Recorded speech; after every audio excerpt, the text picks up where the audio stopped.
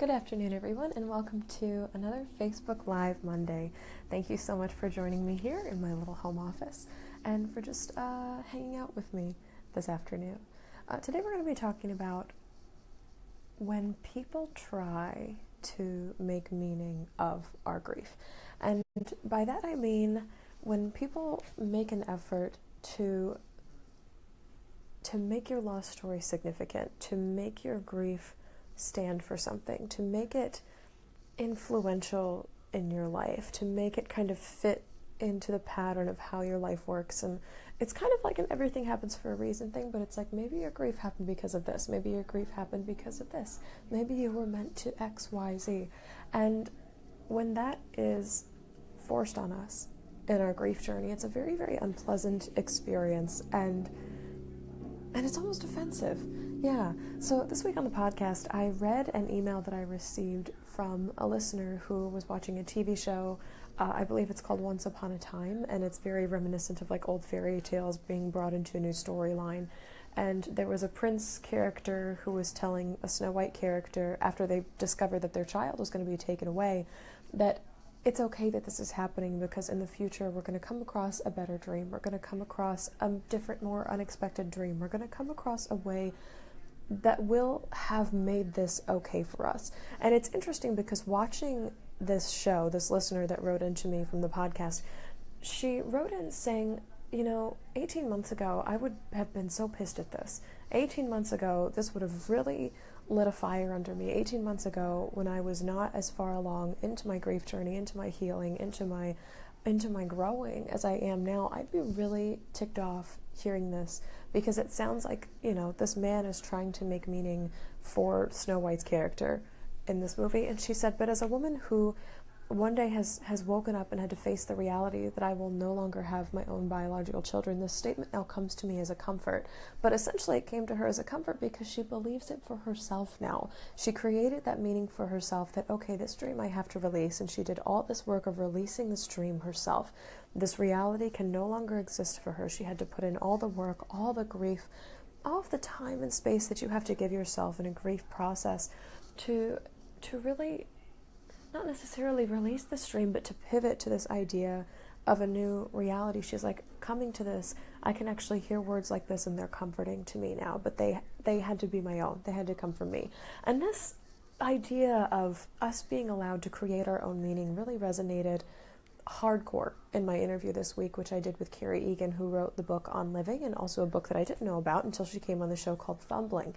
And both books are about the journeys we take post-loss and the struggle that we all have to make meaning from our stories. And so it's really important in grief, and I said this on the podcast this week as well, it's really important in grief that we be allowed to make our own meaning from our loss. And there's this gut reaction that society has, that our family has, that our friends have after our loss, to rationalize our losses for us, to make meaning of our losses for us, to say, maybe it was all part of the plan. Everything happens for a reason. Or your mom died so that you could wake up to the fact that you can do life by yourself. Or you got divorced because your children needed to see you as a strong, independent person without, having a spouse on the side. Or your grandmother died to restore your faith in God. Like all these ways. People try and make so many meanings from our losses in so many ways. And I 1,000% guarantee you, and Carrie Egan reflected this too in our interview, that the meaning that somebody else makes from our stories is never exactly the same as the meaning we make from our own stories. And as we all know, it's so different when somebody tries to tell you about your grief versus you coming to your own conclusions about grief. That's a totally different feeling. And there's a lot mixed up in this. There's people wanting to create meaning from grief, create meaning from loss that they see in other people so that they can rationalize it in their heads and feel better about the fact that it's happened. So maybe when it happens to them, it won't hurt as much, or they won't be so twisty about it or grappling with it for years and years. Maybe they'll find their own meaning when the time comes for them. It decreases other people being uncomfortable, which is kind of shitty, but that's the reality of it. Another reason that people try to make meaning of our losses for us is because there is this perceived sense of weakness or helplessness or inability that comes with grief as well. Sometimes when we're grieving, people are like, oh, she can't see this because she's too far in it herself. I'm going to tell her what the meaning is, and then she doesn't have to worry about it anymore. And people think they're being helpful. People think that logically they're being helpful and resourceful to us. There's this statement in the grief recovery method called intellectually true, emotionally not helpful. And these are these statements, they usually start off with at least, or this helped you, blah, blah, blah, or things like that, where people try and say, you know, it could have been worse, or it could have been different, or hey, at least this propelled you into something you really love doing now, or at least this woke you up to making different decisions about your life. And that still is other people trying to make meaning of what has happened to you. And the really important thing about grief and what happens to us is we have to take that power. We need to take that power for ourselves, to tell our stories, to be the authors of our own stories. Somehow in grief, either we unwillingly relinquish it, or it gets taken from us by people thrusting their own opinions onto what's happened to us, onto our stories. And that's really offensive. It's really hurtful, and it's really dismissive of our ability to grow and to be resilient and to look at our own stories and examine them and really turn them over in our heads and in our minds, and then to make something out of it. It seems like there's this perception of if we can't make meaning of our stories immediately or very soon after a loss, then somehow we need other people to do it for us. But the tricky thing about grief is that we have to make our own meaning, but sometimes our losses have to be meaningless. Sometimes our losses have to have no meaning before we can reach having a meaning at all. If a loss happens and somebody just throws a meaning at us, you can't accept other people's interpretations at face value because they mean nothing to you. They don't resonate with you because you haven't lived it. Meanings that resonate with you are the meanings that you've lived, the meanings that you've experienced, and the meanings that you feel. And sometimes that's meaninglessness. Sometimes, Carrie Egan said this on the podcast this week, she said, sometimes your deaths, your losses are going to be meaningless. And that's the hardest meaning of all, because you're sitting in this place of, well, maybe it means nothing. Maybe there is no purpose. Maybe it is all dark. And you have to wrestle with that before you can come back to this place and this space of, okay, maybe this did happen for a reason, but it's not the reason I thought. Or maybe this did make me a better person, but it took me 10 years to see it. Or maybe this did bring me closer to my dad, but it took this other series of events, or the therapy we got because of our loss, like this chain reaction of events.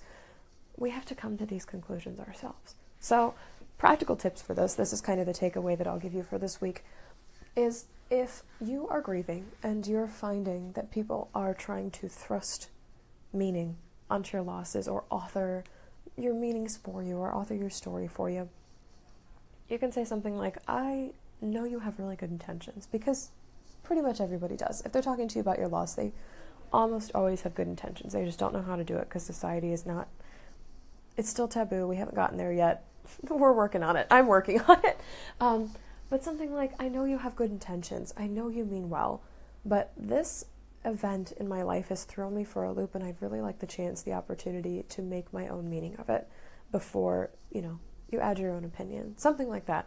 I would really like the opportunity to examine this. I need to work on this. I want to be alone with this experience before I kind of consider your opinion. Like, I appreciate what you're trying to do, but this is me. This is my story. This is for me to decide what it means to me. It's like choosing a religion. It's literally choosing what you believe to be true about your loss.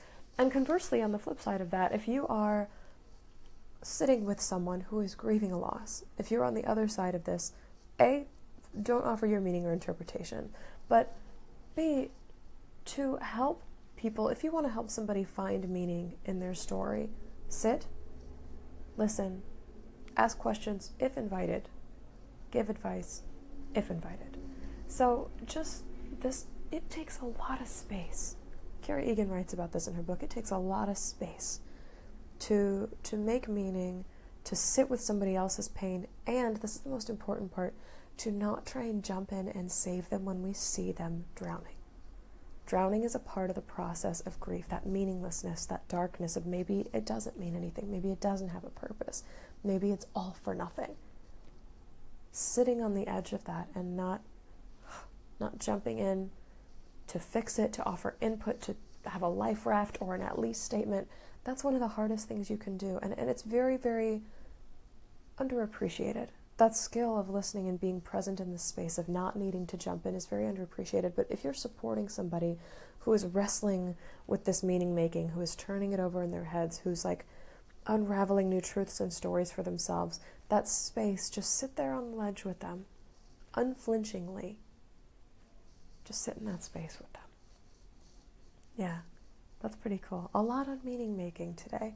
Our stories, our griefs, our losses are ours to author and to derive meaning from, and to derive purpose from, and to derive truth and belief and religion or lack of religion from. It's up to us. So if you're finding people thrusting meaning onto you, it's either to make themselves feel better, a really shitty attempt to make you feel better, or they just don't understand. They haven't been through it for themselves yet. So if you are wrestling with meaning making this week, I am sending massive support your way, wherever you are in it. If you're kind of teetering on the edge of it, if you're in the total darkness stage, if you're like, I think I know what this means, and I'm starting to, that's a cat claw, I'm starting to grip onto this just a little bit, I'm starting to get some vines or some things to pull myself up on. Yeah, I see you in that. And if you're asking questions to make meaning, would love to have you in my private Facebook group, The Grief Growers Garden. Before I go today, I also want to let you know that tonight is the night for my monthly Google Hangout, and this is something that I do only for my $33 per month or more Patreon supporters. These are people that really wholeheartedly support the podcast, the work that I do as an intuitive grief guide, all the way here in Chicago. But you'll see me live again on Google Hangouts, which you don't need any fancy software to apply to. You just pledge your $33 a month or more, and you get the link, the immediate access link to join me, and that's tonight at 8 p.m. Central, so a little less than 7 hours from now, which is pretty cool. So I will see you again. You can ask your questions. I'm with you for an entire hour, which is really, really fun and cool. And yeah, just very, very stoked to be with you tonight. And if you'd like to do it, I am offering one per month, so March, April, May, June, July, any month that you'd like to pledge into the future. I sit with you one-on-one, as well as the other folks who have pledged $33 a month or more, and you get that private access. You can get access to books, stories. We can talk about your grief, my grief, the Golden Girls. I mean, everything's on the table. So thank you for making meaning with me today, and I will see you next week.